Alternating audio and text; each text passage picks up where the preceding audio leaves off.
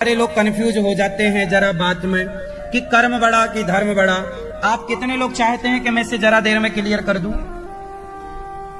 कर्म बड़ा आपने कहा, भैया ने कहा, भैया आपने क्या बोला, कर्म बड़ा कि धर्म बड़ा? कर्म। भैया आप क्या मानते हो?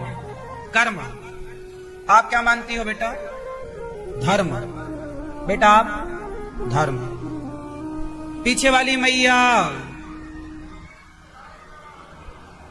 मैया जा रही हो? अच्छा, नहीं, प्लान चेंज हो गया। लो, पहले प्लान था जाने का, हमने पूछ लिया तो मैया बैठ गई। ठीक है, ठीक हुआ। ये सुन के जाओ कि कर्म बड़ा कि धर्म बड़ा।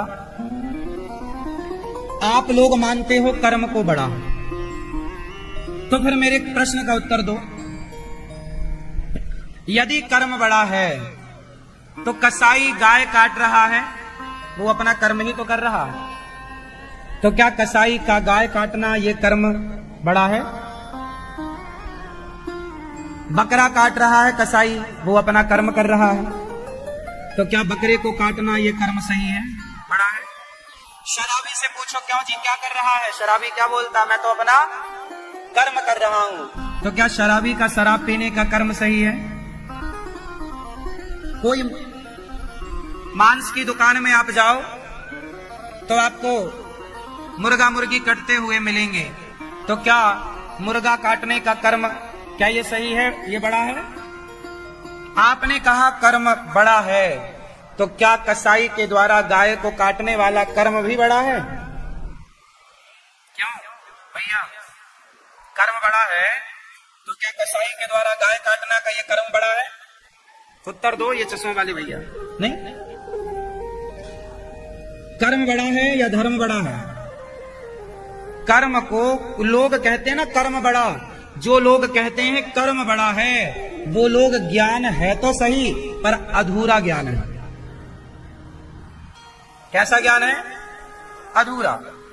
जैसे आपने कई जगह देखा भी होगा लिखा, कर्म ही पूजा है, ये सेंटेंस अधूरा है। यदि आप इसे पूरा मान लोगे तो आप गलत हो जाएंगे। कर्म पूजा नहीं है। यदि कर्म पूजा है तो कसाई तो अपना कर्म ही करता है ना साहब। कोई बेटे को, कोई माँ, कोई बेटा अपनी माँ की आरती उतार रहा है, ये भी कर्म है। और कोई बेटा अपने बाप को गालियां दे रहा है, तो वो कर्म तो कर्म। कर्म क्या है? जो आप कर रहे हैं वो सब कुछ कर्म है। अब ये कौन तय करेगा कि ये वाला कर्म करो और ये वाला कर्म मत करो? ये जो अच्छा और बुरा कर्म, अब कर्म दो प्रकार का होता है। कर्म कितने प्रकार का? एक अच्छा कर्म, दूसरा बुरा कर्म। अब अच्छा कर्म क्या है? दूध पीना अच्छा कर्म है, शराब पीना बुरा कर्म है। माँ बाप की सेवा करना अच्छा कर्म है, माँ बाप को गालियां देना बुरा कर्म है। गाय की सेवा करना अच्छा कर्म है, गाय को काटना बुरा कर्म है। तो कर्म दो प्रकार का हो गया। अब ये जो डिवाइडेशन हुआ है, डिवाइड हुआ है दो भागों में, ये डिवाइड कौन करेगा?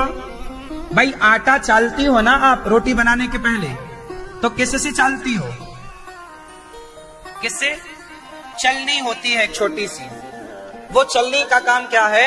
अच्छे आटे को अलग करना और चोकर को अलग करना, मतलब गलत को अलग करना।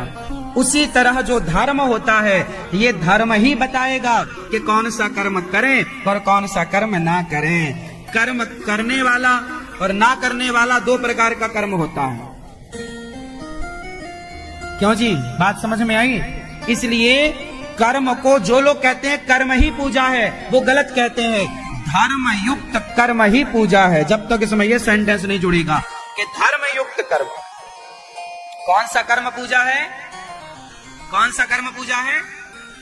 धर्म। यदि आपके कर्म में धर्म नहीं है तो वो कर्म जो है वो कुकर्म बन जाएगा। क्या बन जाएगा? अब जो लोग बलात्कार करते हैं, किसी बहन बेटी को छेड़ते हैं, तो लड़के कहेंगे भाई हम तो अपना कर्म कर रहे हैं। उनका रोज का वही काम है, उनका रोज का वही काम है।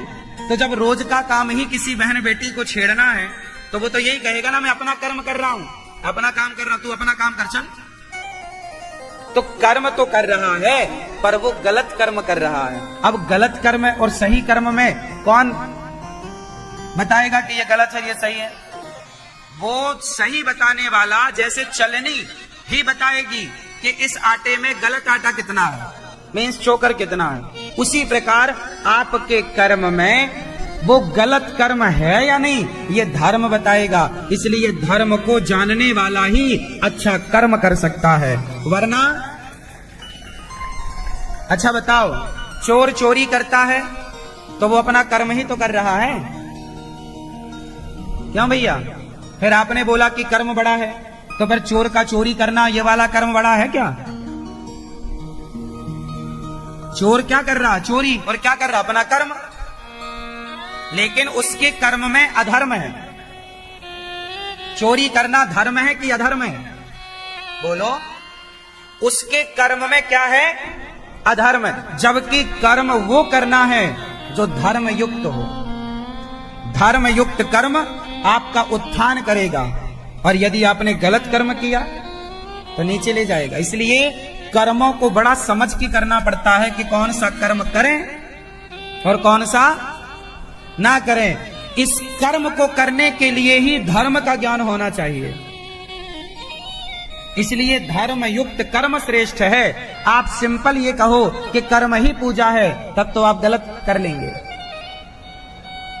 तो इसको सेंटेंस को ठीक करो, कर्म ही पूजा है, ये सही है या गलत है? जोर से। क्यों भैया? कर्म ही पूजा है, ये सेंटेंस सही है कि गलत है? सही है? गलत है। तो इसको सही करो, कैसे करेंगे? एक लाइन और जोड़नी पड़ेगी तब ये सही हो जाएगा। जोड़ो, क्या करेंगे? इसको सही कैसे करेंगे? कर्म ही पूजा है, इस सेंटेंस को सही करो। सही करो आप।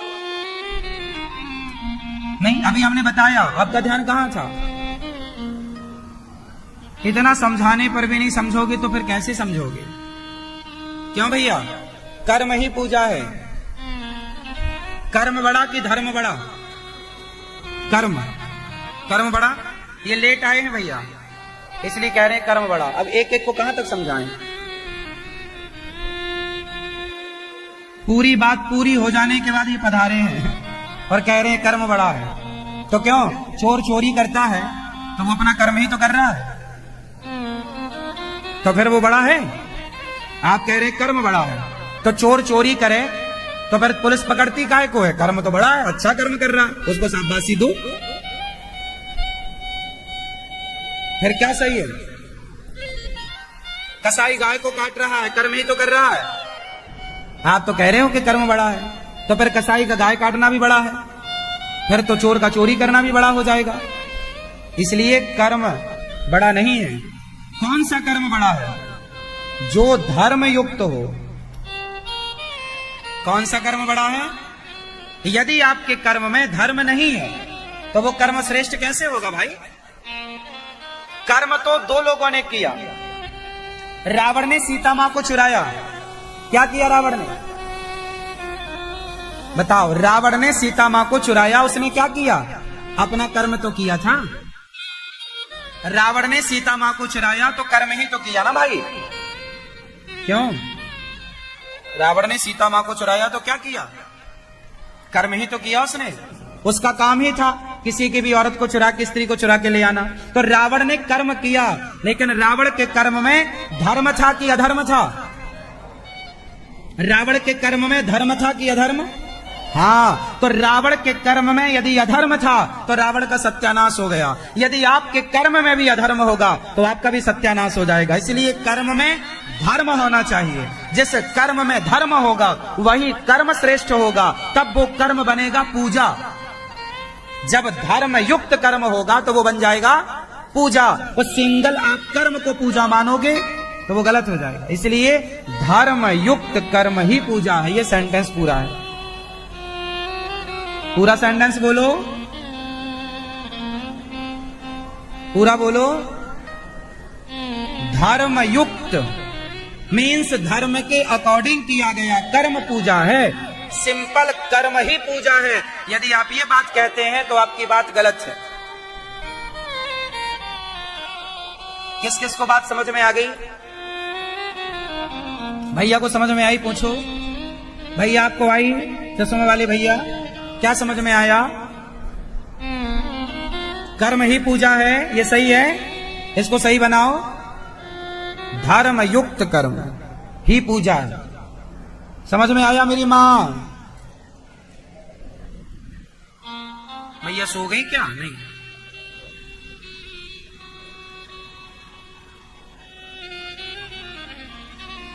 गोपियां सारा काम धाम छोड़कर श्री कृष्ण की ओर बढ़ती हैं। भगवान ने गोपियों को पुकारा, बांसुरी बजाकर सारा कुछ छोड़ती हैं। गोपियां भगवान से प्रेम करती हैं, भगवान के सिवा किसी को चाहती ही नहीं। अच्छा, गोपियां सब कुछ छोड़ के आई। भगवान ने कहा जाओ अपने घर।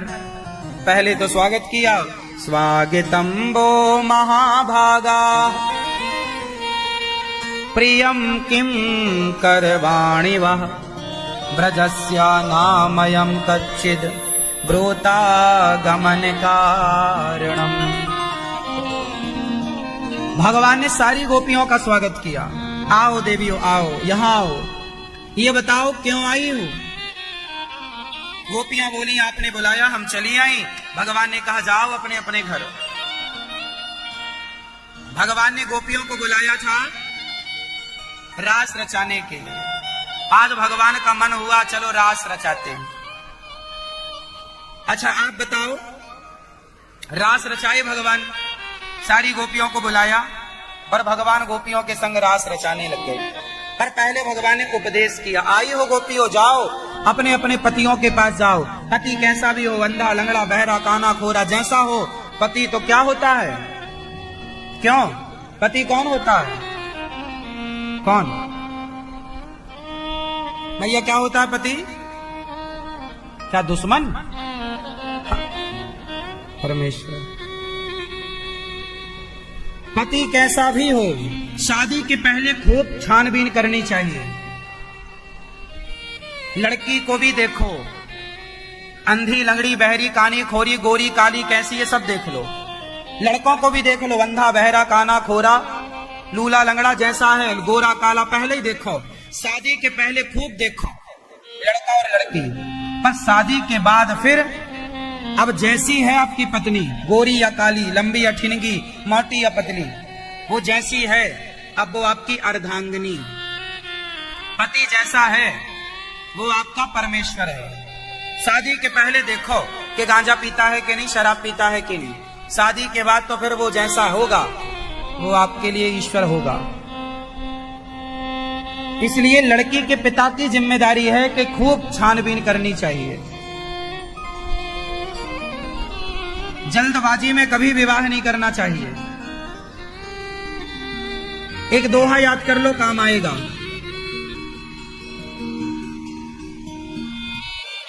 मक्खी गुड़ में गड़ी रहे, पंख रहे लिपटाए, हाथ मले और सिर धुने, लालच बुरी बला। लड़की बहुत सुंदर है, इस लालच से ब्याह ना करना। लड़का बहुत पैसे वाला है, इस लालच से ब्याह ना करना, क्योंकि सुंदरता और पैसा सदा ना रहेगा, पर आपकी जोड़ी सदा रहेगी। आपकी जोड़ी आपके रिश्तों से ऊपर ना सुंदरता है और ना पैसा है। अच्छा बताओ, आजकल लोग शादी क्या देख के करते हैं? पैसा और सुंदरता। लड़की सुंदर है, लड़का सुंदर है, पैसे वाला है, शादी हो गई। सुंदरता देख के शादी क्यों करते हो? सुंदरता सदा ना रहेगी और पैसा भी सदा ना रहेगा। समय तो माता सीता का भी बदलाना साहब। जंगल की लकड़ियां काटना पड़ा माता सीता को, जबकि राजा की बेटी है और राजा की बहू है। राजा की बेटी है माता सीता और राजा की बहू है माता सीता, पर जंगल में लकड़ियां काटना पड़ा के नहीं। तो समय कब बदल जाए, कैसा समय आएगा, ये ना आप जानते हैं, ना हम जानते हैं, ना बाप जानता है, ना मां जानती है। इसलिए शादी करने के पहले खूब विचार करो। बिना विचारे जो करें सो पाछे पछताएं। और काम बिगाड़े आपनो जग में होत हंसाएं। लड़की लड़का पहले अच्छे से देख लो और लड़कियों से एक एग्रीमेंट साइन करा लो और लड़कों से भी शादी के पहले लड़की से ये एग्रीमेंट साइन करा लो कि हमारी माता और हमारे पिता की आपको सेवा करनी पड़ेगी, पांव दबाना पड़ेगा हमारी माँ को भरपेट भोजन सम्मान के साथ देना पड़ेगा, हमारे सुख दुख में साथ देना पड़े। आजकल ना कुछ लड़कियां होती हैं, कुछ बहुएं होती हैं जो पति का साथ उसके सुख में तो देती हैं परंतु उसके दुख में नहीं देती। एक एग्रीमेंट बना लेना चाहिए, क्यों, शादी के पहले। आजकल तो कुछ लड़कियां साफ कहती हैं कि हमें ऐसा घर चाहिए जहां सास हो ही ना, झंझट ही नहीं है।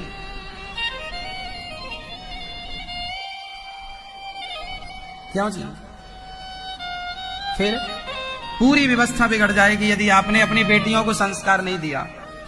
इसलिए अपनी बेटियों को ना थोड़ा ये भी सिखाया करो कि बेटा कैसे हमें परिवार में रहना होता है। दो बातें सुन के रहना पड़ता है, दो बातें कई बार बर्दाश्त करनी पड़ती हैं, हाँ या ना, तब रिश्ते चलते हैं। तो भगवान पति कैसा हो, जैसा हो परमेश्वर है, इसलिए पति की खूब सेवा करो।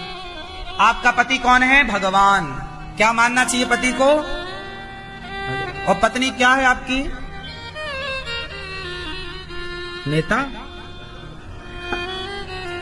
नेता है, अर्धांगिनी। पति कौन? परमेश्वर। तो पत्नी कौन? पत्नी भी परमेश्वरी है। पति परमेश्वर और पत्नी परमेश्वरी। कौन सी परमेश्वरी? पत्नी भी भगवान है। बताओ कौन सी पत्नी, कौन सी भगवान है? आपसे पूछ रहे हैं। हाँ, पत्नी कौन सी भगवान है? लक्ष्मी तो माता है ना।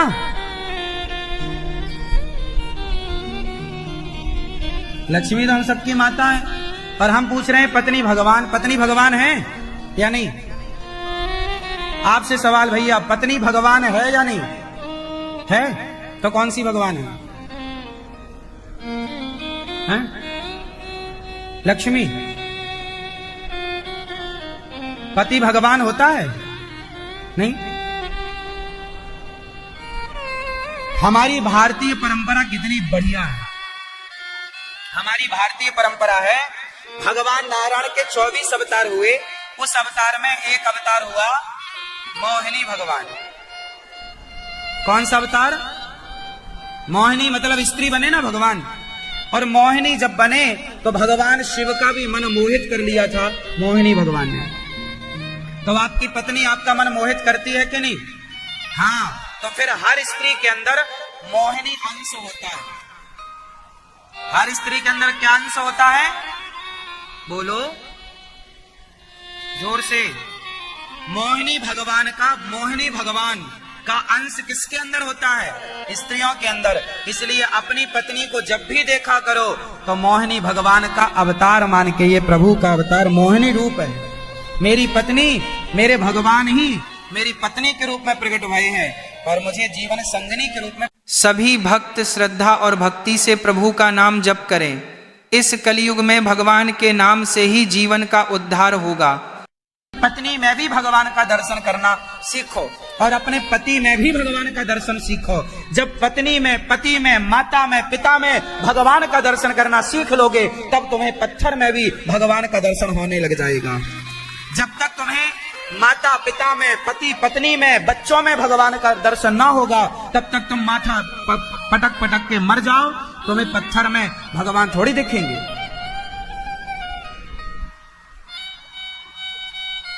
जो अपनी माता में भगवान को देखता है, जो अपने पिता में भगवान को देखता है। अच्छा एक बात बताओ, जब बच्चा स्कूल जाता है ना तो पहाड़ा होता है, पहाड़ा, उसमें पढ़ता है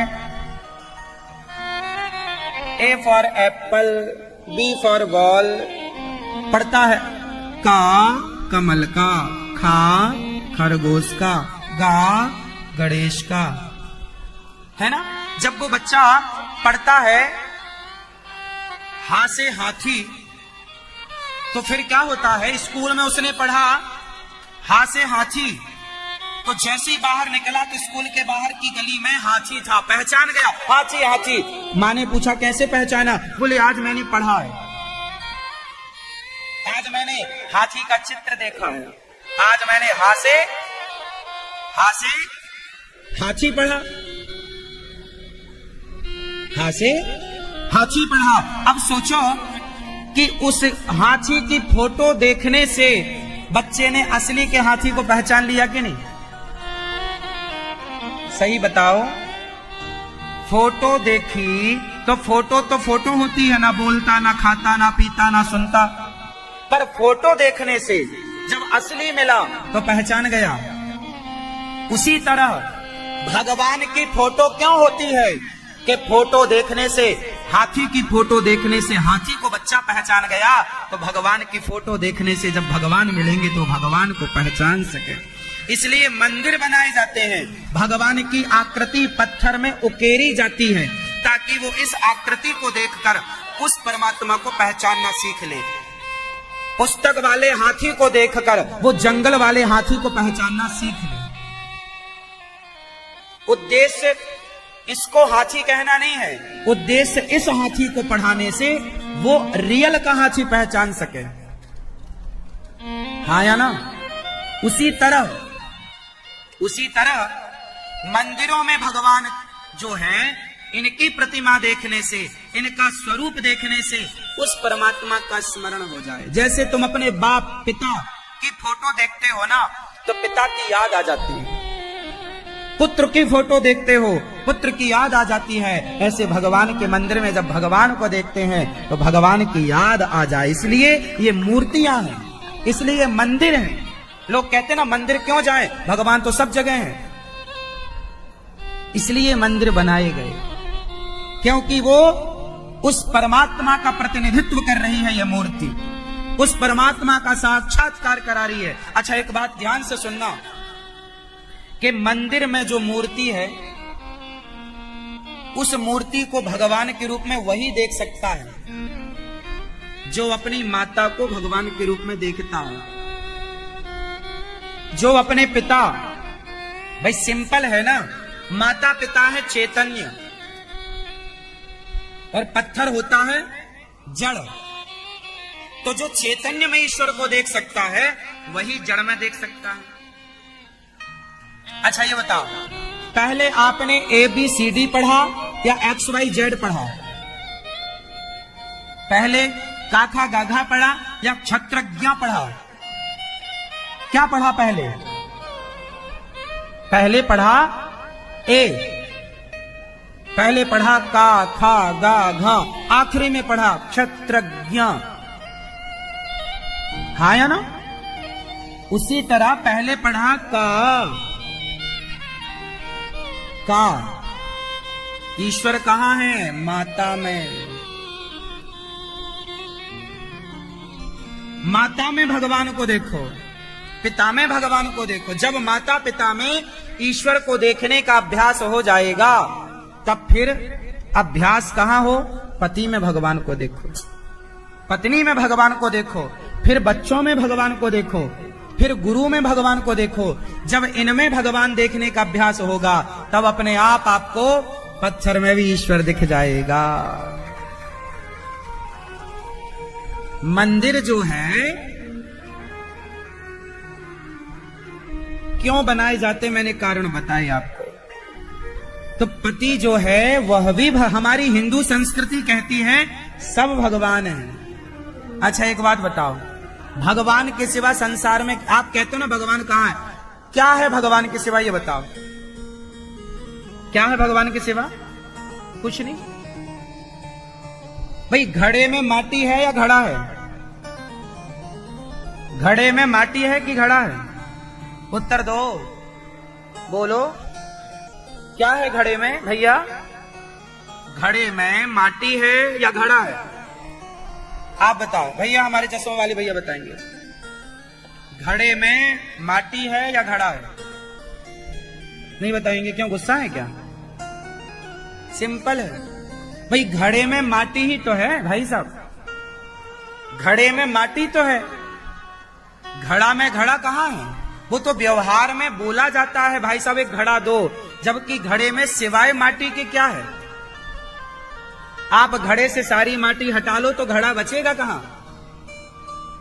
जैसे माटी को घड़ा कहा जाता है, माटी ही घड़ा बनती है, उसी प्रकार भगवान ही आपके हमारे रूप में, पेड़ पौधे के रूप में, पंच तत्व के रूप में आपको जो दिख रहा है सब भगवान का ही रूप है। पर व्यवहार में क्या बोलते हैं हम लोग? ये स्त्री है, ये पुरुष है, जबकि कोई स्त्री पुरुष नहीं होता, हर रूप में भगवान ही है। ये स्त्री के रूप में कौन है बताओ? ये देखो, ये स्त्री बैठी है, ये मैया देखो सो भी रही है, हमारी मैया देखो नींद आ रही है, नहीं स्त्री बैठी है, ये स्त्री है, ये कौन है भाई? इनके अंदर से भगवान निकल जाएं तो ये क्या कर लेंगी? मेरे अंदर से भगवान निकल जाएं तो मैं क्या कर लूंगा?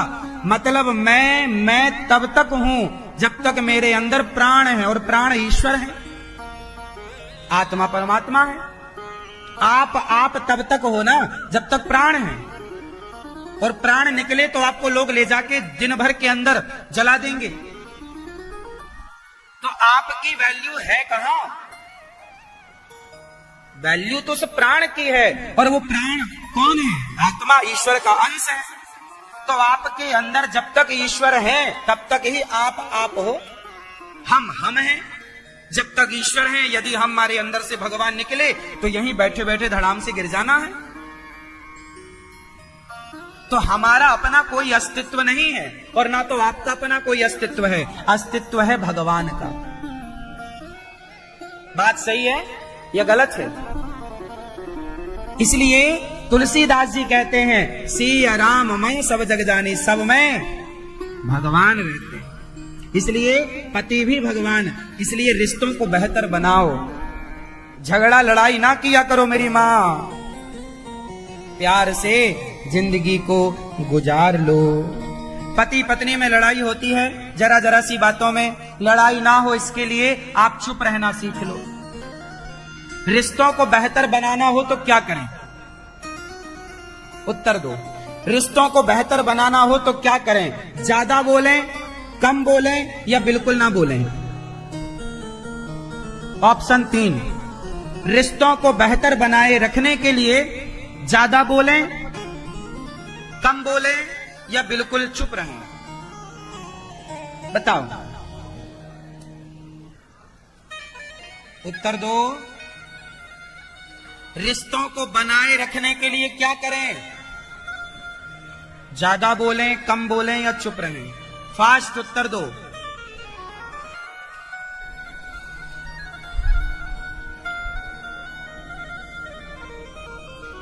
रिश्तों को बनाए रखने के लिए आप ज्यादा बोलेंगे तो रिश्ते नहीं चलेंगे, कम बोलेंगे तो भी लोग आपकी कम बोली गई बात को पकड़ के बैठ जाएंगे, तुमने ऐसा बोला। समझदार लोग करते क्या हैं? जब कुत्ता भौंकता हो तो आप चुपचाप देखो बस।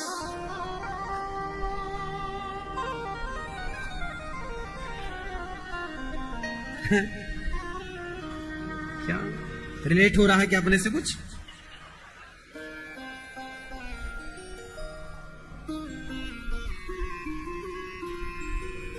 इसलिए रिश्तों को चलाने के लिए जो चुप रहता है वो खुश रहता है, जो बोलता है वो दुखी रहता है। पत्नी को गुस्सा है, तू बोल ले, चल हम चुप हैं। फिर पति को गुस्सा है तो तुम चुप रहना भाग्यवान। कभी कभी पति को भी मौका दिया करो गुस्सा करने का, और कभी कभी पत्नियों को भी मौका दिया करो गुस्सा करने का। दोनों का अधिकार बराबर हो, हनन ना हो ना अधिकारों का। हनन होता है तो फिर झगड़े होते हैं। आज तुम गुस्सा कर लो, कल हम करेंगे। तो जब हम गुस्सा करें तो तुम सह लेना, और जब तुम गुस्सा करो हम सह लें। अच्छा बताओ, अब मैं 20 करोड़ रुपया का एक सवाल पूछ रहा हूं, जो सही उत्तर देगा उसे 20 करोड़ का ज्ञान मिलेगा। 20 करोड़ का सवाल है, सही उत्तर देने वाला 20 करोड़ का ज्ञान प्राप्त करेगा। नींद आ रही है? नहीं, 20 करोड़ का चिंतन हो गया। हाँ? सुनो, रिश्तों को चलाने के लिए क्या चाहिए? ऑप्शन 4, बेहतर रिश्ते चलाने के लिए, रिश्तों को बहुत अच्छा बनाए रखने के लिए, रिश्तों को चलाने के लिए क्या चाहिए? पहला पैसा, दूसरा प्रेम, तीसरा सहनशीलता और चौथा